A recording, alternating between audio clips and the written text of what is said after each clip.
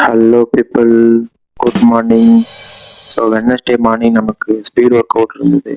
So கிரவுண்டுக்கு போகலான்னு plan. But என்னன்னா மக்களே, ஒரு சிறிய தவறு நடந்து போச்சு. காலையில் 4:30 வைக்க வேண்டிய அலாரத்தை 6:30 வச்சுட்டேன். அதனால நம்மளால எந்திரிச்சு கிரவுண்டு போக முடியல. ஸோ வீட்டில் தானே இருக்கோம், கொஞ்ச நேரம் மொபைல் பார்க்காம அட்லீஸ்ட் மொபிலிட்டியாக பண்ணலான்னு ஒரு பிளான் பண்ணிட்டு, ஸோ வீட்லேயே மேட்டை போட்டுட்டு, ஸோ அப்படியே கொஞ்சம் டிவியை போட்டுட்டு டிவியில் கொஞ்சம் சாங்கை போட்டோம்.